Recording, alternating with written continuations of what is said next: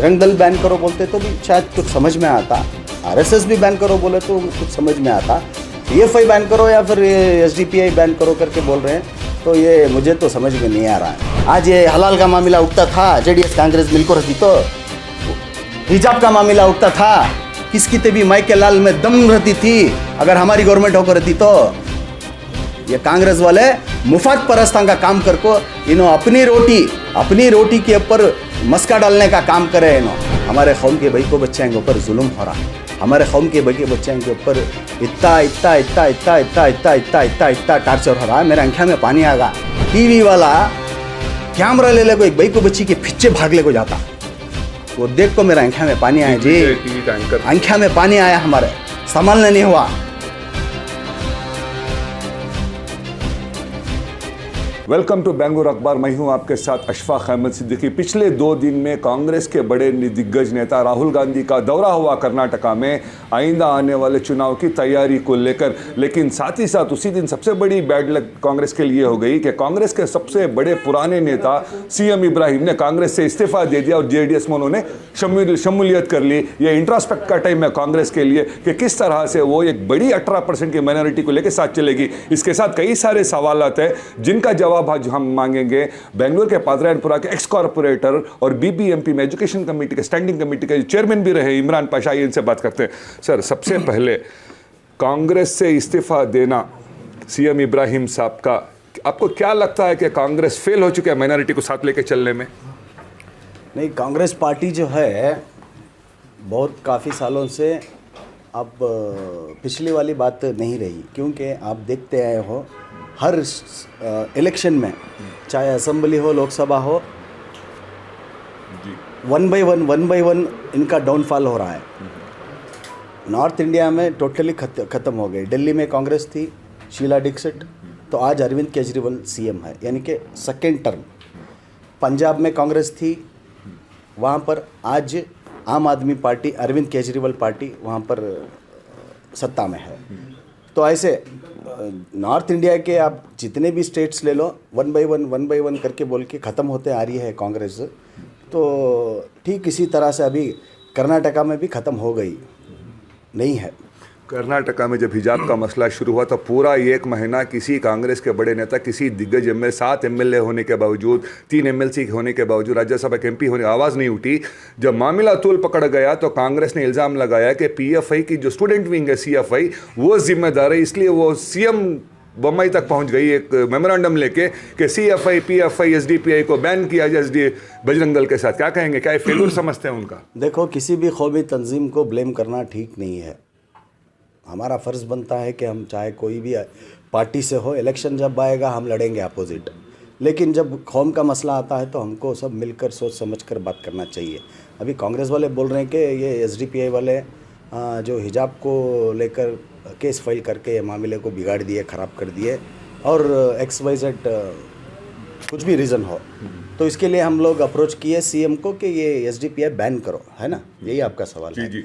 लेकिन मैं बोलना चाहता हूं, अगर आप बैन करने का जब मुद्दा आता, बैन करने का आपको इतना ही शौक था, बैन करने के लिए किसी को आप रोक लगाना चाहते, तो जैसे कुमारस्वामी साहब निकले हैं मुहिम लेके, सर्व जनांगदा शांति अतोटा बोल के, तो ऐसी एक मुहिम आप लोग मेकेडाट घूम के आने के बजाय कर्नाटका का अमन कायम करने के लिए ऐसी एक मुहिम आप चलाते, जैसे कुमारस्वामी साहब चला रहे हैं। कुमारस्वामी साहब ओपनली डायरेक्शन दिए हैं, ओपनली बोल रहे हैं कि आप लोग गवर्नमेंट से 1 महीने का मैं टाइम दे रहा हूं, अगर आप लोग ये जो भी बजरंग दल है, आरएसएस है, जो भी फ़िरका परस्त ताकतें हैं जो कि हमारे हिंदुस्तान के अमन को ख़त्म करने जा रहे हैं, कर्नाटका के अमन को ख़राब कर रहे हैं, हमारी जो कर्नाटका में हिंदू, मुस्लिम, क्रिश्चियन सारी कम्युनिटीज़ जो है एक फैमिली जैसी है।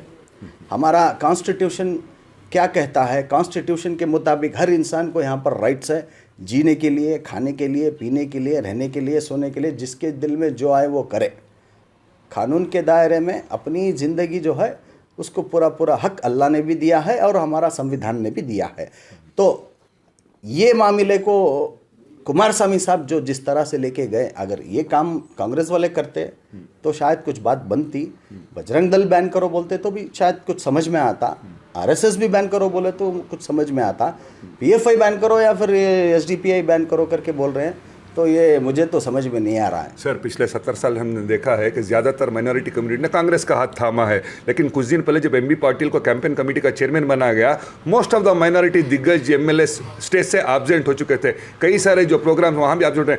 क्या ये कहा जा रहा है कि जिस तरह से KPCC president DK Shiv Kumar चला रहे हैं, उनके एटीट्यूड की वजह से माइनॉरिटी दूर हो रहे हैं?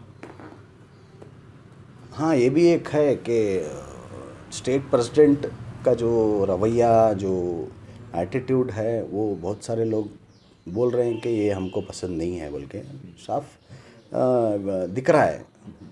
और इनका जो माइनॉरिटी के लिए हिजाब को लेकर ज़ीरो स्टैंड रहा। ये अपने एमएलएस को जो क्लियरली डायरेक्शन दिए, कौन भी इसके अंदर हिजाब के मामले में नहीं बात करेगा। क्यों भाई, कांग्रेस को इतने सालों से मुसलमान वोट देते आया, अपनी पार्टी, अपनी घर की पार्टी करके समझ के लेके आए, तो क्यों आप लोग हमेशा मुसलमानों को इस्तेमाल करते हो और क्यों आप हमेशा मुसलमान का वोट लेकर अपना काम बनाते हो? क्यों आप मुसलमानों का वोट लेकर अपना पावर, अपनी पार्टी, अपनी गवर्नमेंट बनाकर जब वक्त आए तो हाथ छोड़ने का बात करते हो और भागने की बात करते हो? ये गलत है ना। तो इसलिए लोग देख रहे हैं, आवाम देख रही है कि कौन क्या कर रहा है करके बोल के। मैं समझता हूँ कि कर्नाटका के अंदर एक एग्जाम्पल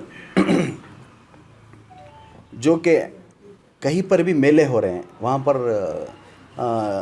कुछ दंगा फसाद, बजरंग दल वाले, कुछ गैर ताकतें जो मुसलमानों को सता रही है, बहका रही है, कि बोल रहे हैं कि आप मुसलमान के साथ व्यापार मत करो, मुसलमान के साथ धंधा मत करो, या फिर अभी हिजाब था फिर अब हलाल करके बोल के ये एक मुद्दा लेके आए। मैं एक चीज़ बताना चाहता हूँ हमारी कर्नाटका की आवाम से, आप गौर से ये चीज़ को समझो। क्यों आपको तमिलनाडु में हिजाब का मामला नहीं उठा? क्यों आपको हैदराबाद में हिजाब का मामला नहीं उठा? क्यों आपको आंध्र प्रदेश में हिजाब का मामला नहीं उठा? क्यों आपको केरला में हिजाब का मामला नहीं उठा? क्यों आपको बंगाल में हिजाब का मामला नहीं उठाए? क्यों किसी एक गरीब इंसान जो खुरेश भाई है, गाय का कुछ भी एक व्यापार करता था, तो ऐसे लोगों को मॉब लिंचिंग ये स्टेट में क्यों नहीं किया जा रहा है? आप थोड़ा सोचो। क्यों मुसलमानों को है ये स्टेटों में ज़्यादा हिफाजती मिल रही है, ज़्यादा सुरक्षा मिल रही है? क्यों आपको हलाल कट के बारे में इन सारे स्टेटों में बात नहीं हो रही है, सिर्फ कर्नाटका में? क्योंकि वहाँ पर जो है रीजनल पार्टी है, वहाँ पर जो है प्रादेशिक पक्ष है। जैसा कि फॉर एग्जांपल मैं आपको समझाना चाहता हूँ, प्रादेशिक पक्ष रीजनल पार्टी बोले तो अपनी स्टेट की लोकल पार्टी, जैसा जनता दल सेक्युलर, ठीक इसी तरह से दूसरे स्टेटों में अपने अपने पार्टियों, घर वालों को ही घर की फिक्र रहती ना, दूसरों को फिक्र रहती है क्या? घर वालों को ही घर की फिक्र रहती है, दूसरों को फिक्र नहीं रहती है। बाहर वाला कितना भी हो, बाहर वाला ही होता है। तो ऐसे जो भी नेशनल पार्टीज है ये बाहर के हैं। घर की पार्टी जो है जनता दल पार्टी है। आप एक बार आने वाले इंतखाबात में सोच समझकर प्रादेशिक पक्ष कुमारस्वामी साहब का हाथ आप मजबूत करो, देवेगौड़ा साहब का आप हाथ मजबूत करो।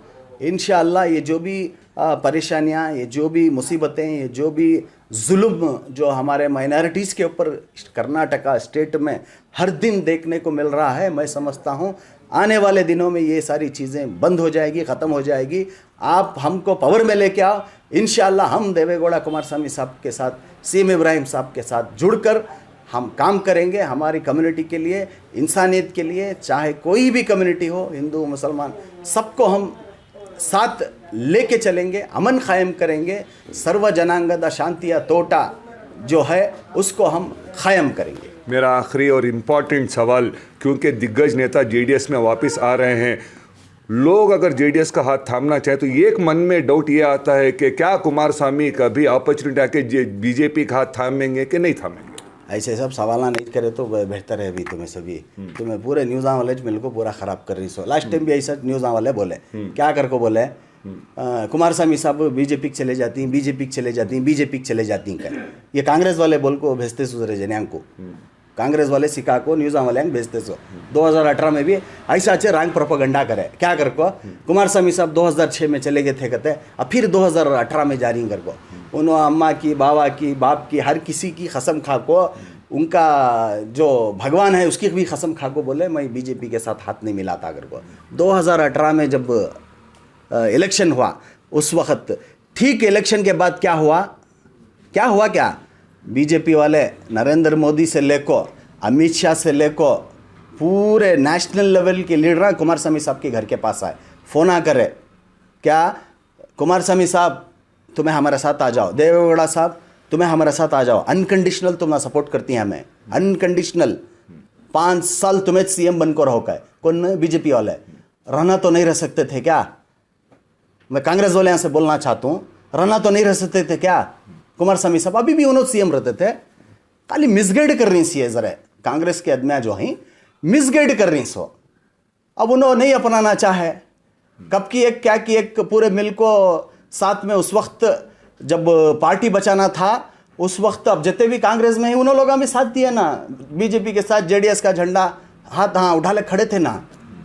आज कांग्रेस में ही उन्होंने सभी, जब उनको पावर होना था, मिनिस्टर बनना था, तो पूरे मिल को झंडे उठाए ना। वो बोलते नहीं कि वो भी पूछना तुम्हें, वो नहीं पूछते। तो क्या है, मैं एक बात बताना चाहता हूँ, ये सवाल जो है ना ही करे तो ठीक है आज के डेट में, क्योंकि हमारी पार्टी से कुमारस्वामी साहब प्रूव कर डाली कि मैं बीजेपी को नहीं जाने वाला नहीं हूँ कर को बोल को। ये कांग्रेस वाले भी आए हमारे साथ, तुम्हें भी जुड़ को हमारे साथ काम करो का, ठीक है कर को बोल को कांग्रेस के साथ अलायंस कर लिया गवर्नमेंट चलाने के वास्ते। साथ में मिल को पीछे छुरा भोंकने का काम कौन करे सो? तुम्हें करे सो कांग्रेस वाले, तुम्हें कांग्रेस के आदमियाँ। गवर्नमेंट बनी सो किसकी? जेडीएस कांग्रेस की, बीजेपी नहीं थी क्या? बीजेपी नहीं थी। तुम्हें सामने सपोर्ट दे को पीछे से खींच डाले सो कांग्रेस वाले। ये सिद्धरामैया साहब करे सो।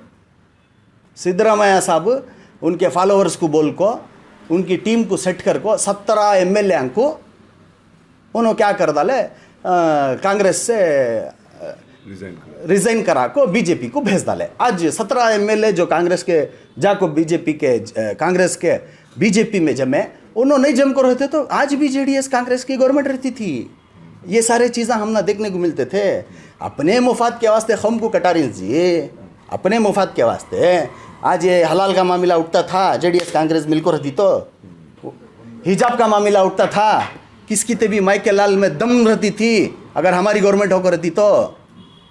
ये कांग्रेस वाले मुफाद परस्तां का काम कर को इन्हों अपनी रोटी के ऊपर मस्का डालने का काम करे इन्हों। इस वजह से आज हमारे कौम के भाई को बच्चे, हमारे कौम के भाई को बच्चे के ऊपर जुल्म हो रहा, हमारे कौम के भाई के बच्चे के ऊपर इतना टार्चर हो रहा है। मेरे आँखों में पानी आगा। एक कमीना हराम गलीज, मैं बोलता हूँ, टीवी वाला कैमरा ले ले को एक भाई को बच्ची के पीछे भाग ले को जाता, वो देख को मेरे आँखों में पानी आया जी, आँखों में पानी आया हमारे, संभालने नहीं हुआ। फिर भी अल्लाह को सबका, अल्लाह तुझ इसका फैसला कर, हमें तेरे सिवा किसी को नहीं मानते, देने वाली ज़ात तेरी, हमारी ताकत क्या भी नहीं है, सब तेरा ही है कर को बोल को अल्लाह के ऊपर छोड़ को हमें झाले को ही काम कर ले को ही। हमारे से जो होता हमारी कौम को बचाने के वास्ते, हमें क्या भी यहाँ परमानेंट रहने आको नहीं। ये सियासत भी परमानेंट नहीं है, ये लीडरशिप भी परमानेंट नहीं है। बुलावा आगा तो चलते रहना, लेकिन जब तक कहीं हमें चार के वास्ते अच्छा काम कर को जाना पॉलिटिक्स में ही। लेकिन हमारा जब कौम का मसला आता, हमें दिल से फैसला लेना पड़ता। Thank you sir, thank you. इसी वजह से ये हिजाब के मसले को लेकर हमारे ताया फारूक साहब जब ज़िंदा थे तो उन्होंने हमारे मोहल्ले के अंदर पादरनपुरा में एक मस्जिद को जगह ले को थे, नाम रख को थे। मस्जिद जो है पहले से थी, नमाज़ियाँ बढ़ जाने की वजह से, जगह की किल्लत की वजह से वहाँ पर ज़रा ज़्यादा कंजेशन होगा, तो मस्जिद को जगह लेना बोल को हमें सोचे। तो अल्हम्दुलिल्लाह कल नहीं परसों मस्जिद के वास्ते जगह लिए। अब जगह लेने के वक्त ये हिजाब का मसला जो चल को हमारे भाई को बच्चों को, हमारे कौम के बच्चों को जो तकलीफ़ हो रही है, ये सोच को हमें क्या करे कर को बोले तो मस्जिद जो है उसके साथ अब पूरी जगह लिए, उसमें आधी जगह मस्जिद को मिला दले सरकार, आधी जगह में हमें स्कूल बनाए सरकार, हमारे भाई को बच्चों को फ्री इंग्लिश मीडियम स्कूल बना को दिए सरकार। ये कॉन्सेप्ट हमें करे 60 लाख रुपए में मैं, मेरा भाई उमर असगर, हमें सब मिलकर लिए 2 करोड़ का प्रोजेक्ट है। वो ज़मीन की खरीदी होगी। अब इंशाअल्लाह वहाँ पर जो है हमें, अब ये नो बोलती मुसलमाना को नहीं जमाना, मुसलमाना को नहीं रखना, खाली हिंदुआ रहना कर को, ये काम जो हमें करनी ओपन हमें सबको बोलती, ये हमें जो हमारी स्कूल बनेंगी मस्जिद के साथ अटैच्ड, मस्जिद का गेट अलग होता, स्कूल का गेट अलग होता, हमें हिंदू भाइयों को भी वेलकम करती। तुम्हारे बच्चे भी रहे तो भेजो हमारे स्कूल में, हमें उनको पढ़ा लिखा को फ्री एजुकेशन दे को इंसाना बनाती। Very good sir. ये थे एक्स कॉर्पोरेटर बीबीएमपी के इमरान पाशा, जो कह रहे थे कि जेडीएस बिलीव करती है सर्वे जना सुखिनो भवंतो पर। अब आगे देखते हैं कि जनता जनार्दन ने क्या होता है। बकिया खबरों के लिए आप जुड़े रहिए बेंगलुरु अखबार के साथ। मैं हूं आपके साथ अशफाक अहमद सिद्दीकी।